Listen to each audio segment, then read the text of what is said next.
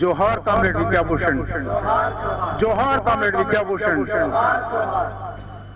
విద్యాభూషణ్తో గోవర్ధన్ చెప్పినట్టుగా కొంతకాలం కలిసి పనిచేశాను. 94-95లో మొదటిసారి తన పరిచయం జరిగింది. వార్తలో అప్పటికి సబ్ ఎడిటర్గా ఉన్నాడు తను. మా వార్తా ఆఫీసు అప్పుడు నేను ఎకనామిక్ టైమ్స్లో ఉండేవాడిని. రెండు పక్క ఆఫీసులు. మేము కలిసి అక్కడ ఒక ఇందిరా పార్క్ పక్కన ఒక టీ కొట్టు ఉండేది. రోజు అక్కడ కొన్ని గంటల పాటు గడిపేవాళ్ళం. సరిగ్గా 1-2 ఏళ్లు గడవగానే చంద్రబాబు నాయుడు ప్రపంచ బ్యాంక్ పాలన ప్రారంభమైంది. ప్రపంచ బ్యాంక్ పాలనకు, ప్రపంచీకరణకు వ్యతిరేకంగా వ్యాసాలు రాయడంలో విద్యాభూషణ్ వార్తలు రాసేవాడు, బహుశా ప్రజాపందాలు రాసేవాడు, ఎక్కడైనా ఆంధ్రప్రభలో రాశాడు. ప్రపంచీకరణకు వ్యతిరేకంగా అప్పుడు వ్యాసాలు రాస్తున్న ఒక 4-5గురిలో వి హనుమంతరావు గారు, కేఆర్ చౌదరి గారు, పిఎం భాస్కర్ రావు గారు, ఏబికే ప్రసాద్ గారు, విద్యాభూషణ్, నేను ఒక 5-6 రాస్తూ ఉన్నాము. ఈ రాసే క్రమంలో చాలా సాన్నిహిత్యం వచ్చింది. అట్లాగే ఆయన వి హనుమంతరావు గారికి చాలా దగ్గర అయ్యాడు. వి హనుమంతరావు గారి ఇంటికి దాదాపు రోజు వెళ్ళేవాడు. హనుమంతరావు గారు విద్య అని పిలిచేవారు. డిఎన్ఎఫ్ అని హనుమంతరావు గారికి ఒక డేటా న్యూస్ ఫీచర్స్ సంస్థ ఉండేది. ఆ సంస్థ పనులన్నీ కూడా విద్యాభూషణ్ చేసేవాడు. అప్పుడు హనుమంతరావు గారు ఏపీ at 50 అని ఒక పుస్తకం వేశారు. ఆ పుస్తకానికి చాలా పని, టేబుల్స్ తయారు చేయడము, వ్యాసాలు రాయడము, వ్యాసాలను అనువాదం చేయడం లాంటి పనులన్నీ విద్యాభూషణ్ చేశాడు. ఆ తర్వాత 2003లో మేము వీక్షణం ప్రారంభించాలనుకున్నప్పుడు వీక్షణానికి విద్యాభూషణే ప్రధానంగా పనిచేస్తాడు అని హనుమంతరావు గారు అన్నారు. అప్పటికి నేను ఇండియన్ ఎక్స్ప్రెస్లో ఉన్నాను కాబట్టి నేను వీక్షణంలో లేను. వీక్షణం మొదటి సంచికల్లో విద్యాభూషణ్ పేరే వచ్చింది. సబ్ ఎడిటర్ అనో, అసిస్టెంట్ ఎడిటర్ అనో. ఆ తర్వాత తాను ఆ సబ్ ఎడిటర్, అసిస్టెంట్ ఎడిటర్ కాదన్నప్పుడు సలహా మండలిలో ఆర్వీఆర్ చంద్రశేఖరరావు గారు అటువంటి వాళ్ళతో కలిసి విద్యాభూషణ్ పేరు కూడా మొదట్లో వచ్చాయింది. అప్పుడు 2005లో మళ్ళీ వీక్షణం మాసపత్రికగా మార్చాం, ఒక ఆఫీస్ పెట్టాము. ఈ ఆఫీస్లో విద్యాభూషణ్ కూడా నీతో పాటు కలిసి పనిచేస్తాడు అని హనుమంతరావు గారు అన్నారు. అట్లా మేమిద్దరం కలిసి ఒక ఆఫీస్లో పనిచేయడం, నేను వర్కింగ్ ఎడిటర్ గాను, తాను అసిస్టెంట్ ఎడిటర్ గాను వీక్షణం ఒక 7 ఏడాది పాటు నడిపాం. 2006లో విరసం మీద నిషేధం తొలగిపోయిన తర్వాత ఆయన అప్పటికి ఏ రెగ్యులర్ ఉద్యోగంలో లేడు, వీక్షణం కూడా మానేశాడు. విరసంలో చేరతాను అన్నాడు.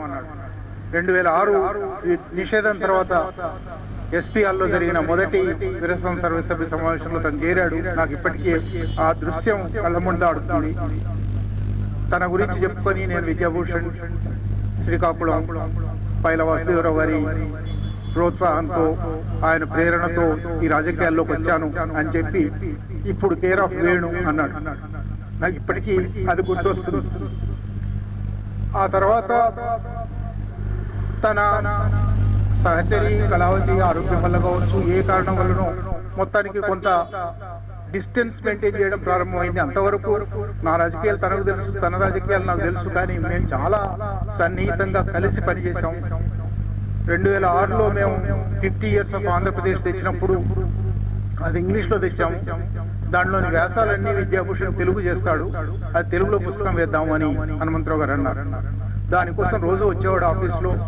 ఆ వ్యాసాలు 40 వ్యాసాలు, వాటిల్లో 8-10 తెలుగు చేశాడు. ఆ తర్వాత వీమె తెలుగు ప్రాజెక్టు పక్కన పెట్టాము. కానీ క్రమక్రమంగా ఎప్పుడో ఒకసారి 2 నెలలకు 3 నెలలకు ఒక వ్యాసం పట్టుకొని వచ్చేవాడు. వీక్షణంలో బహుశా విద్యాభూషణ్ వ్యాసాలు ఒక 50-60 వచ్చి ఉంటాయి ఈ 24 ఏళ్ల కాలంలో. అట్లాగే ప్రతి నెల కనీసం తప్పకుండా ఫోన్ చేసేవాడు. కానీ కళావతి గారు మరణం తర్వాత బహుశా మనిషి మొత్తంగా సామాజిక జీవితం నుంచి తగ్గించుకుంటూ ఉపసంహరించుకుంటూ వచ్చాడు. మాట్లాడడం, రాయడం చాలా తగ్గిపోయింది. చాలా రోజుల తర్వాత నేను మళ్ళీ మొన్న ఆగస్టు 30న హనుమంతరావు గారి శత జయంతి ప్రారంభ సందర్భంగా ప్రెస్ క్లబ్లో మీటింగ్ పెట్టాము. ఆ మీటింగ్కి వచ్చి నేను మళ్ళీ రాస్తాను, మళ్ళీ యాక్టివ్ అవుతాను అని కూడా అన్నాడు. ఆ తర్వాత 3-4 నెలలకే ఇది జరిగింది. నాకు చాలా సన్నిహితుడు. నాకంటే 7-8 ఏళ్ళు పెద్దవాడు, నాకు ఇవాళ తెలుస్తుంది. కానీ నాతో సమానంగా నన్ను ఆయన కోపడ్డాడు, నేను ఆయనను కోపడ్డాను. మేమిద్దరం చాలా మాట్లాడుకున్నాము, చాలా సన్నిహితంగా ఉన్నాము. అటువంటి హృదయంలో ఒక ముక్క విద్యాభూషణ్ ఇవాళ ఇట్లా విగత జీవిగా ఉన్నాడంటే 2 ఏళ్ల కింద అనుకుంటాను ఒకసారి వచ్చి 3-4 గంటలు కూర్చున్నాడు. ఊరికి కూర్చొని ఆజాద్ మెడిసిన్ వస్తుంది, పీజీ చేయాలనుకుంటున్నాడు. పీజీకి ఎక్కడికైనా పోతాడు. కానీ పీజీ అయ్యాక శ్రీకాకుళంలో మాకు చిన్న పీస్ ఆఫ్ ల్యాండ్ ఉంది, అక్కడ ఒక నర్సింగ్ హోమ్ పెడతాము. నేను పూర్తిగా అక్కడికి వెళ్ళిపోదలుచుకున్నాను. అప్పటికి ఇంకా స్పందన ఏం జరుగుతుందో కూడా నాకు తెలియదు. కానీ ఆజాద్ గురించే చాలాసేపు ఆజాద్ను ఒకసారి నా దగ్గర తీసుకొచ్చాడు కూడా. పిల్లలిద్దరూ తండ్రి ఇద్దరికి తల్లి పోయిన దుఃఖంలో ఉన్నారు. తండ్రి పోయిన దుఃఖాన్ని అధిగమించాలని వాళ్ళిద్దరూ మంచి జీవితాల్లో ఉన్నారు. తండ్రి ఆశయాలు కొనసాగించాలని, తండ్రి ఎంత ఆదర్శవంతమైన జీవితం గడిపాడో దాన్ని నిలబెట్టాలని కోరుకుంటూ. అయితే విద్యాభూషణ్ రచనలు చాలా ఉన్నాయి. బహుశా ప్రజాపందాలో పేరు లేకుండా వచ్చినవి చాలా ఉండుంటాయి, లేదా మారు పేర్లతో వచ్చినవి ఉండుంటాయి. వీక్షణంలో ఎం విద్యాభూషణ్ అని పూర్తి పేరుతోనే వచ్చినవి ఉన్నాయి. కొన్ని వ్యాసాలు కలిపి తానే ఒక పుస్తకం వేస్తున్నాడు ఇదివరకే, బహుశా 15-20 ఏళ్ల కింద. ఆయన రచనలన్నీ మళ్ళీ ఒక దగ్గర తేవడం, ఆయన శ్రీకాకుళంలో ప్రారంభించిన ప్రయాణం, ముఖ్యంగా పైలా గారి శిష్యుడుగా ప్రారంభించిన ప్రయాణం ఇవాళ ఇక్కడ దాకా వచ్చింది. దీన్ని కొనసాగించడం, ఆయన ఏ ఆశయ దీక్షలో ఇంతకాలం పనిచేశాడు. చివరి 1-2 సంవత్సరాలు ఆయన వ్యక్తిగత సహచరిని కోల్పోవడం వల్ల వచ్చిన ఒక విచారంలో దూరంగా ఉన్నాడేమో కానీ ఆయన ఆశయాలు పోలేదు, ఎప్పుడు ఆశయాలు వదులుకోలేదు, విలువలు వదులుకోలేదు, రచన కూడా వదులుకోలేదని నేను అనుకుంటున్నాను. ఆయన రచనలన్నీ ఒక్క దగ్గర తెచ్చి ఆయన ఆశయాన్ని పరిపూర్తి చేయడమే, కొనసాగించడమే మనం ఆయనకు ఇవ్వగల నివాళి. జోహార్ కామ్రేడ్ విద్యాభూషణ్.